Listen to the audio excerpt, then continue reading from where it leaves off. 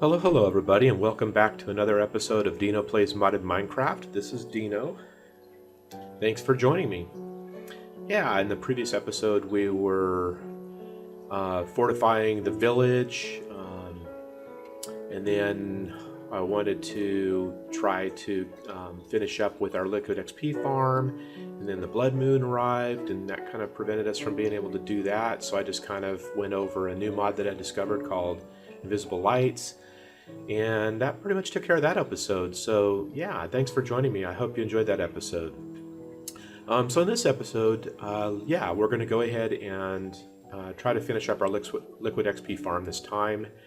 And you'll notice I'm kind of mismatched in my armor. You know, all of our diamond armor has been busting, so I've been replacing it with iron armor until we can get some more diamonds.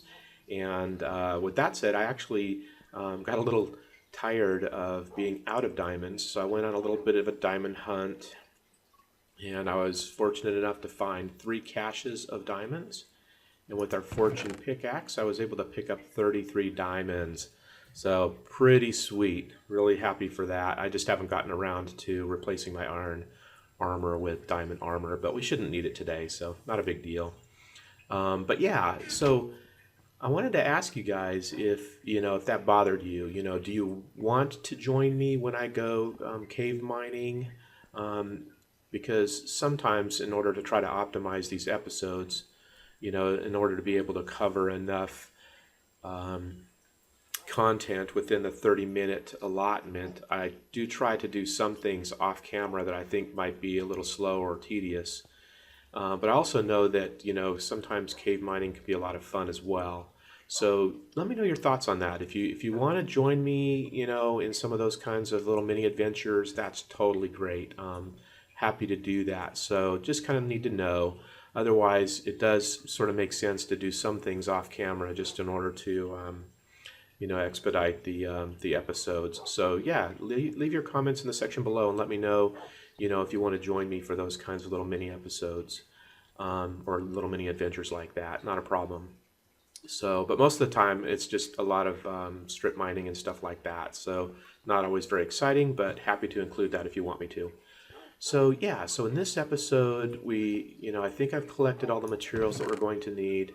Oh yeah, I should mention too, I did a little bit of derping in the last episode, and I apologize for that.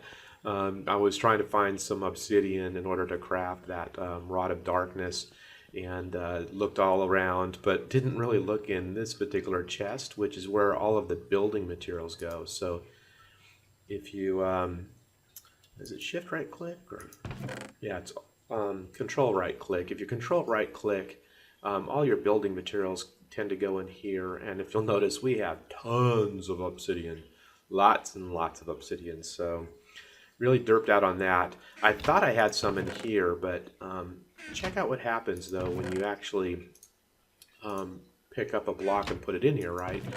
So if obsidian's already in here, it'll stay here. But if you pick it up and then drop it back down, it will then disappear, because then the better storage system will pick it up and put it where it belongs. So now if you come over here, it's back over here. So that's sort of the way that works, and I suspect that's probably what had happened.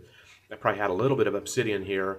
I probably picked it up for something, put it back in here, and as soon as I put it back in here, it went over to this other chest. So that's why I was a little confused about that, and it just didn't dawn on me to look in here for the obsidian. So I did get the obsidian, and I did craft that rod of darkness to kind of finish having all the items you need to work with the invisible lights. So that was one thing that I derped on, and then the other thing I derped on was this stuff. I commented I couldn't remember what this is for, and this is actually what's required to craft the Quarry Plus, which we're still trying to finish. But I believe we have everything we need now in order to complete that. So if we have time in this episode, we'll go ahead and craft this out. If not, we'll do it in the next episode. But we are going to need this, because this is what we need in order to craft the conveyor belts that we're going to need for the liquid XP farm. So let's go ahead and take a look at that.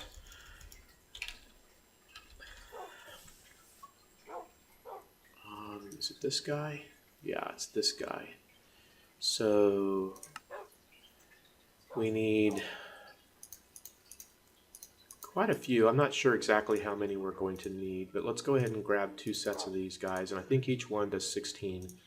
Awesome. So that gives us 32 conveyor belts, and that should be enough. If not, we can come back and craft some more. It's not very expensive. And I think that's all we need now. I left everything else we need over in the in our zombie spawner room. So let's go ahead and head over there real quick. And this is the zombie spawner room. What I did, if you remember, is it was an opening right here, and what I did was I just kind of dug it out and encased it so that it can serve as our spawning room. So this is basically it, and what I did was I widened it out 4x4 on each side because it was only 2x2 on each side, which I kind of surprised the room was that small. Usually they're a little bit bigger than that. At least I think they are.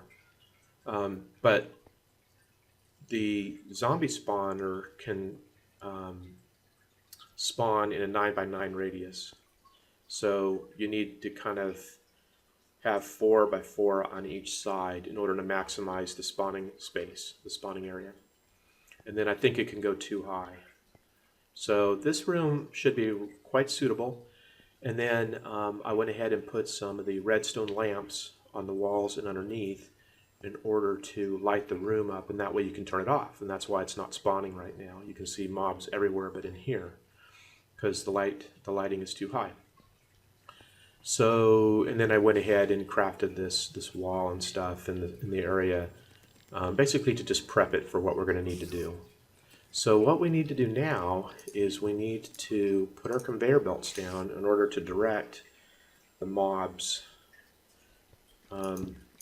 to this area right here, because basically we want the zombies to flow down here and fall into this hole, and this is where we're going to put our spikes. So let's go ahead and get this going.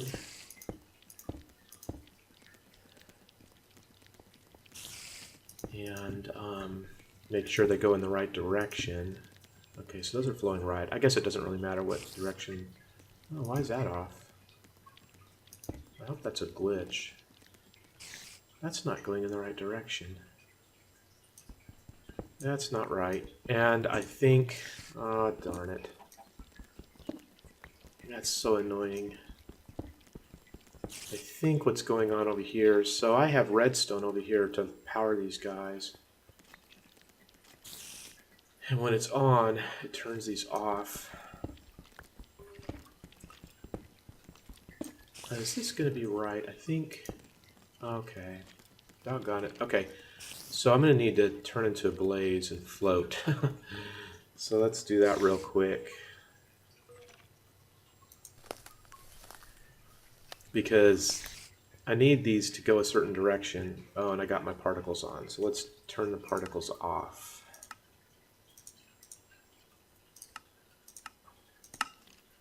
There, now we can see. Yeah, so you'll notice that you have to kind of lay these down a certain way in order for the direction to be correct. And in this case, I need to have them, I need to be able to set it down like that in order to get them to go and be going in the right direction. So that kind of makes it a little bit of a challenge. If you don't have the ability to fly. If you can fly, it's pretty nice. So you can set these in specific directions depending upon what your intent is. And hopefully I can do this in a coordinated way. I'm not the most coordinated person. So yeah, you can see some of these are turned off because of the redstone, I guess. When we turn it on, we'll find out, but I'm hoping that's all it is, because that sort of implies then that once I turn the lights off that these will start moving. But I don't know why that one's turned off. There's no redstone right there. It's kind of weird. I don't know. It could be a visual glitch, or it could just be the redstone, but I can't really... So there is definitely redstone right here going to that light. Well, let's just give this a try and see what happens. If it doesn't turn out right, there's another type of conveyor belt we can use. Am I out already? Wow, that wasn't even close to what we need. Okay.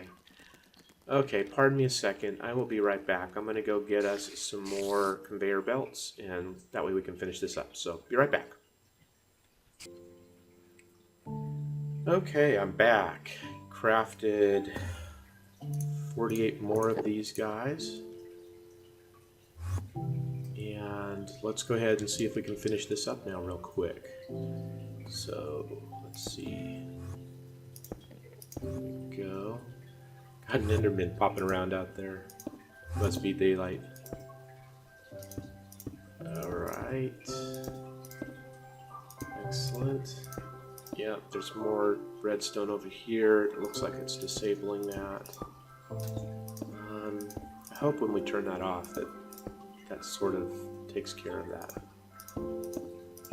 Guess we'll find out in a second. So let's see what here. There we go. Trying to be careful not to click sideways because I think that'll then change the direction. Dang it. I'm 6 shy. Oh, darn it. Okay. Pardon me one second. I'll be right back once again. Be right back. Okay, I'm back again. So let's go ahead and finish this. Is this going to be the right direction? Yeah, that looks right. All right. Awesome. Okay, finally. Finally. So that's going to go ahead and then direct all the mobs towards this drop point. And then let's go ahead and put down our spikes. And oh, darn it. Let's see. Can I get those back easily? Okay, good. That's tricky. Okay. There we go. Although that's kind of cool. I didn't realize you could put them sideways, but I guess that makes sense because then you could direct folks to the wall. And these can be attached to the wall and then kill them. That's kind of cool. I didn't think of that. Okay, so now we need our collector. And that's going to go right here. So what'll happen is the mobs will come down here. They'll hit these spikes. They'll die. Their XP will be picked up by this collector, which will then put the liquid into this remote I/O block, and then we will go ahead and load that guy with a location, and now it's blue, so that means it's now working properly. We need our I/O tool, which is in our backpack. We right click on him and go ahead and put this fluid transfer chip in here, and that basically allows it now to then process fluids. So I think this is now configured properly. So again, oh, I guess we do have to set our direction, right? Oop. There we go. And there we go. Okay, so that's now configured properly. So XP will get picked up by this guy. It'll flow. Let's go ahead and make this always active. Excellent. It will then flow out of here into remote I/O. This location that this is attached to now is a small tank next to our big iron tank that will then flow into the iron tank. Then I'll show you that in a moment. But basically this will then send it over to the iron tank, and that's really all we need. So the last piece of the puzzle is, of course, our let's see, let's do this. Is that right? I think that's right. Yeah, so the last piece of this is our ender chest and our advanced item collector. So the ender chest will go right there.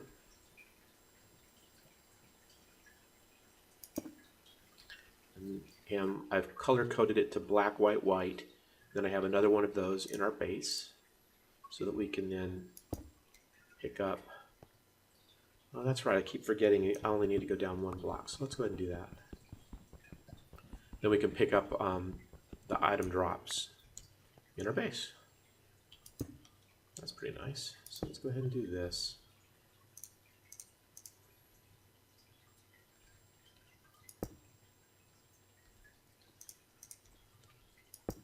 There. Right click on that guy, and so what do we want now? So that was 9. Is that right? I think that's 9, 10, 11. So we want basically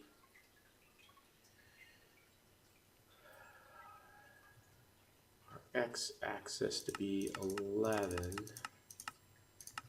and our z-axis to be 11. And this is probably more than we need. That's probably larger than we need. Oh, it can only go 10. That's probably fine. Actually, I'm just picking them up from right here, so I probably only need to go 5. We can test it. And then I think I only need to go 2. But 3 won't hurt anything for the y-axis. Okay. Is that everything? That's everything, I think. So this is going to pick up our XP, put it in the iron tank, and this is going to pick up the drops and put them in the ender chest. And that's it. So all we need to do now is turn it on. There we go.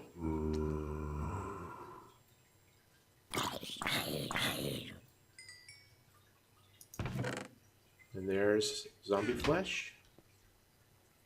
And of course I can't tell if we're getting the XP quite yet. Did that turn those on though when I turned it off? Kind of, sort of. It's hard to tell if that's a glitch or not.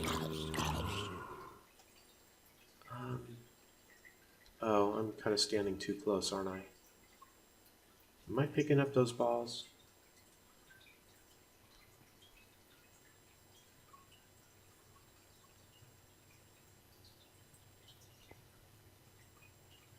I don't think so. I don't see the experience bar on me going up, even though it looks like they're coming towards me. So I'm hoping it's picking those up.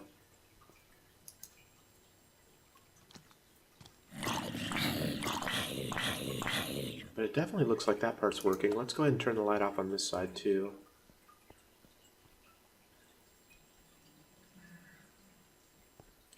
And we'll just stand here for a minute.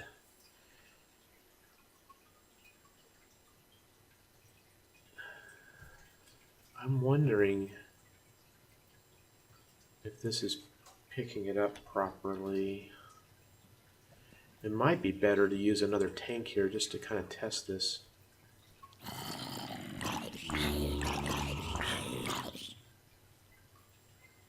So it definitely looks like all the mob drops are getting picked up. That's pretty cool.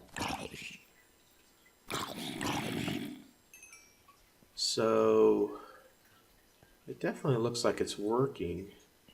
I just can't tell if the liquid XP part of it is working or not.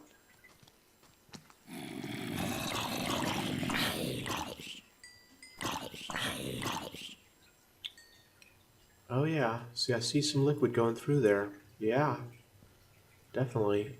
Although it does look like I'm picking up some too by being here. But you sort of, I think I'm going to have to be here though, right, for the mobs to spawn.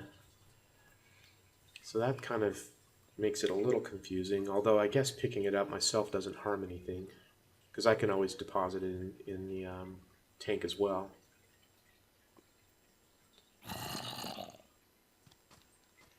You know, until such time as we can get the soul shards.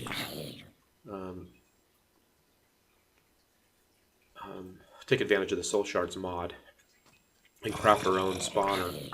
That way we can actually have it running when we're not here. And what we'll wind up doing when we have that ability is we'll go ahead and just break that guy and replace it with our own. And I like that because then we can actually change up the the drops, right? You know, sometimes we can have it running as a zombie spawner, sometimes we can have it running as a skeleton spawner, all that kind of cool stuff, and that way we can change up the drops whenever we need things. But yeah, while I'm here, why don't I go ahead and show you how I did the light system. So because there's many different ways I could have done it, but I decided to do this a little bit more kind of semi-traditional to vanilla Minecraft, and then I'm just using, you know, redstone lamps, which work great, but you still have to power them. So this switch is actually using one of the capabilities of the Secret Rooms mod, which I have installed. And you'll see I have secret redstone right here. And it's got a power 0 because it's turned off. So what Secret Rooms mod is it's pretty intensive. It's got a lot of capability, and it's best suited for multiplayer servers where you sort of want to be able to hide your base and stuff like that. But I like running it in single player as well because of things like the secret redstone and stuff like that, because it allows you to run redstone in a camouflaged way. So this is redstone, but it's camouflaged as a cobblestone. So it makes the room look much nicer. And there's other things that it can do as well that I think are somewhat convenient for single player. But in particular, the redstone is quite nice. So, so I have redstone running along that line right there, and also underground over there, and then over to the center lamp, and the same on this side as well, to both of those lights. So so that's what that is, and then that allows me then to turn on the lights and basically disable the spawner when I need to, if I need to go in there and do any kind of maintenance. I think I'm still a little confused about the conveyor belts, but it does seem to be working pretty well. I think by standing here, which I of course need to do right now, they're going to be tuned to me anyways. So even if they spawn on some non-moving conveyor belts on this side, they'll probably walk towards me, which will then put them on the ones that are moving. So that sort of solves that problem. These orbs are annoying. I wish they would go away. But if that, we might need to fix that though if we do go to a soul shards spawner, because then these guys will be spawning while we're not around, so they won't be attuned to me, and then I'll want them to properly get directed towards these spikes. So definitely need to keep that in mind and pay attention to that in the future. So let's go ahead and turn the system off for right now, and let's go take a look at the iron tank. Oh, I picked up some zombie flesh. Let's just go ahead and drop it in here. Okay, so I'm pretty pleased with this. I don't know what to think of the orbs.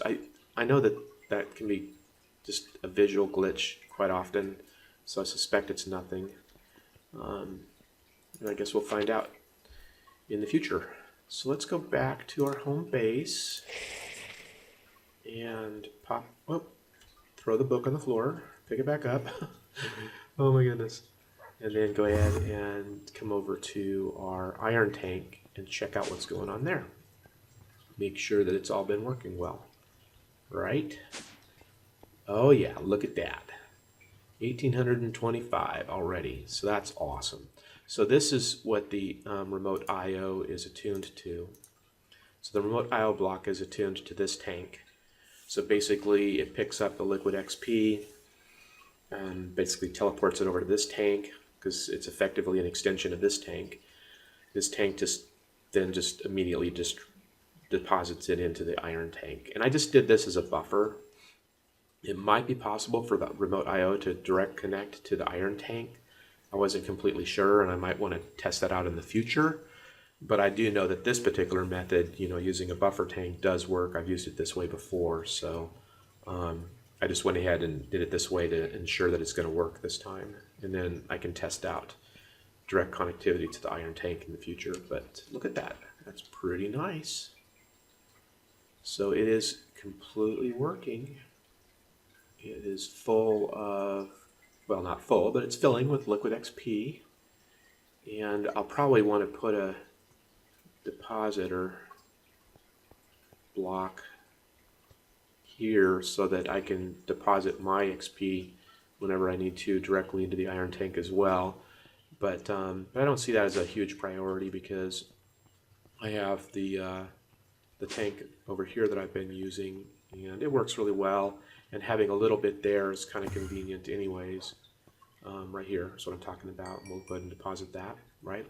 But I like having a little bit here as well, just when I want to do a quick enchant, maybe perhaps.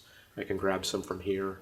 What I may need to do is set up another remote IO block maybe over here that'll allow me to grab liquid XP over here from the big iron tank in the future. So I suspect this will ultimately get replaced or removed. May not need it necessarily anymore. Oh, I should also point out too that, see, this, the tank says liquid XP, and I can grab some. See, I'm grabbing levels.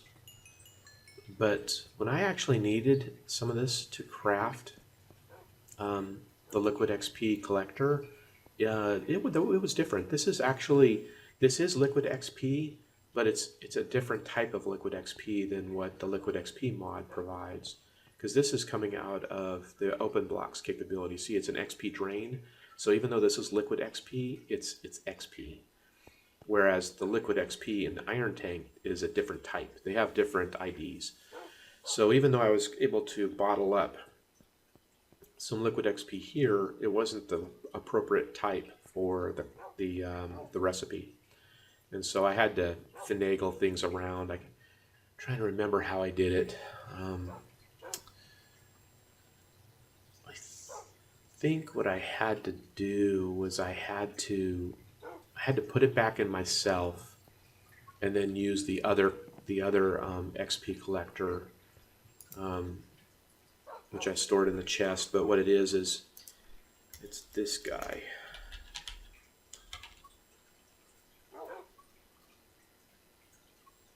It's this block right here, the liquid XP absorber. I had to then stand on this guy and fill a bucket using that process. So it's a little convoluted, but I only needed to do it once, and then once I've got the liquid XP collector here, I'm good to go now.